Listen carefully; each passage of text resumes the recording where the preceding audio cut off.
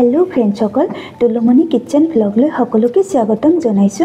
আজি মই অতি সহজতে বনাব পৰা গজাৰ ৰেচিপি এটা বনাব লৈছো। প্ৰথমতে মই চাহ খোৱা কাপেৰে 3 কাপ ময়দা, চাহ চামুচেৰে আধাতকৈ কম অকমান নিমখ, চাহ চামুচেৰে আধাতকৈ কম বেকিং পাউডাৰ অলপ আৰু চাহ চামুচেৰে ঘিউ 2 চামুচ লৈ ললো।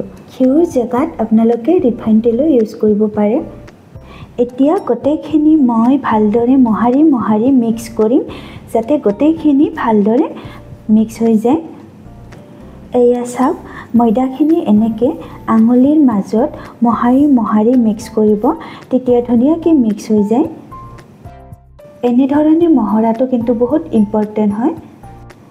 এতিয়া চাওক এনেদৰে মুঠি মাৰি চাব, যদি এনেকৈ গোটা বান্ধে তেতিয়াহ'লে ময়দাখিনি ৰেডি হৈ গ'ল।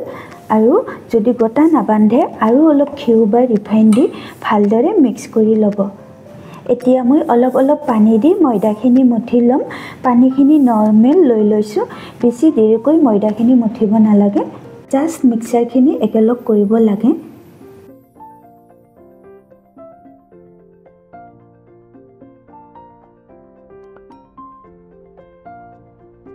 এয়া হৈ গ'ল। এতিয়া দহটো মই আধা ঘণ্টামান ৰেষ্টত থৈ দিম। ৰেষ্টত থৈ দিয়াটো কিন্তু বহুত বেছি ইম্পৰ্টেণ্ট হয়।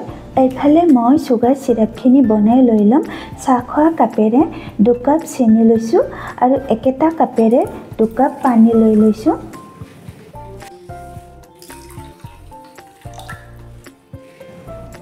এতিয়া মাজে মাজে লৰাই থাকিম চেনিখিনি যেতিয়ালৈকে গলি নাযায়।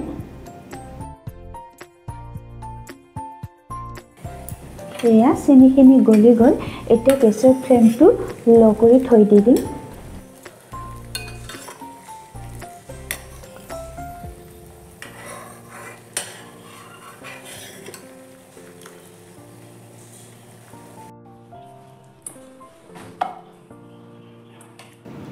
এতিয়া এইফালে দৌটো আধা ঘণ্টা হৈ গ'ল। এতিয়া দৌটো অলপমান কোমল হৈ গ'ল। এতিয়া চাওক অলপমান সানি লৈ লৈছোঁ। দৌটো মঠিব নালাগে, জাষ্ট এনেকৈ অকণমান সানি লৈ ল'ব।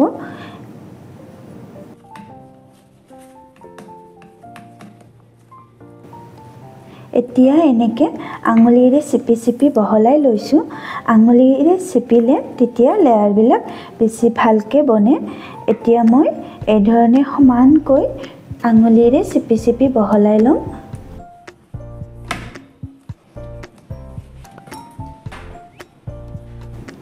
এতিয়া মই এই ধৰণে সমানকৈ মাজেৰে কাটি লৈ ল'ম।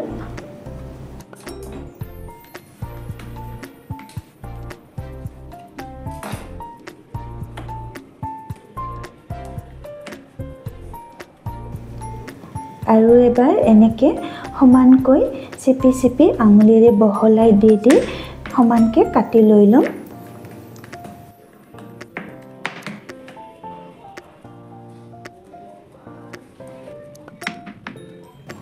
ছাইডবিলাক ভালকৈ চিল কৰি চেপি দিব।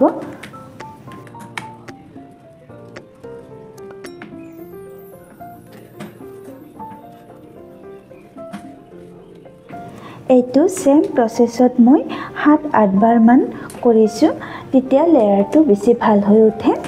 খালি বেলনাৰে নকৰিব, হাতেৰে কৰিব।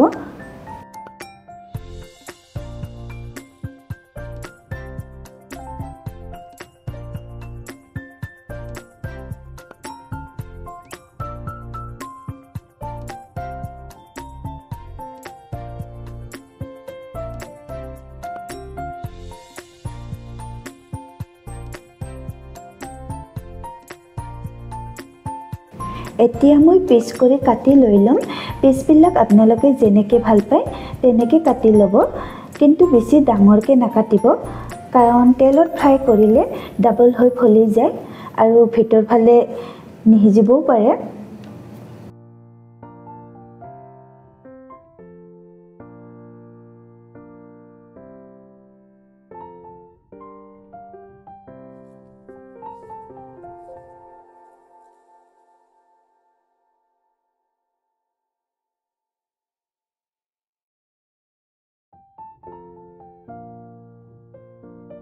পিচ কৰা হৈ গ'ল। এতিয়া এইখিনি মই ৰিফাইন তেলত ভাজি লৈ ল'ম। তেলখিনি বহুত বেছি গৰম নকৰিব, জাষ্ট আঙুলিৰে চুব পৰা হ'লেই হ'ব।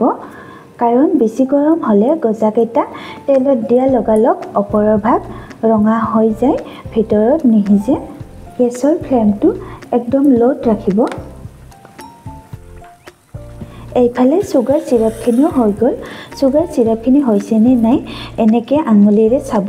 যদি আঠা আঠা যেন হৈছে তেতিয়াহ'লে হৈ গ'ল।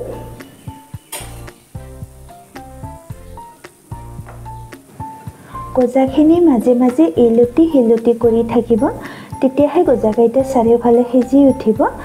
এয়া চাওক, অকণমান টাইম ভজাৰ পিছত কালাৰ ধৰিব ধৰিছে।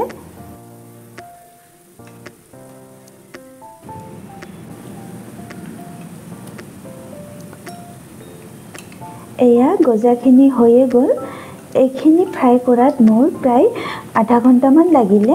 এতিয়া গজাকেইটা তলি লৈ ল'ম। গজাকেইটা তলিয়ে ডাইৰেক্ট চুগাৰ চিৰাপত দি দিম, কাৰণ গজাকেইটা গৰমে গৰমে দিলেহে চুগাৰ চিৰাপখিনি ভালদৰে গজাৰ ভিতৰত সোমাই যায়। এনেকৈ চুগাৰ চিৰাপত গজাখিনি 1 মিনিটমান থৈ দিম।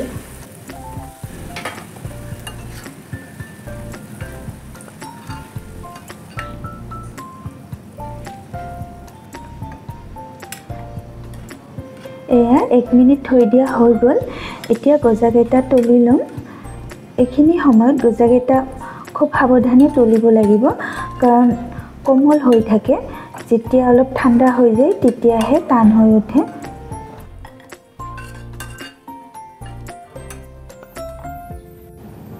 এয়া চাওক, মই এটা ভাঙি দেখুৱাইছোঁ। বাহিৰত ক্ৰিপচি আৰু ভিতৰত জুইচি হৈছে। আপোনালোকেও কেতিয়াবা ঘৰতে বনাই খাই চাবচোন। বনাবলৈ বহুত সহজ হয়। ভিডিঅ'টো কমপ্লিটকৈ চোৱাৰ বাবে আপোনালোক সকলোকে বহুত বহুত ধন্যবাদ।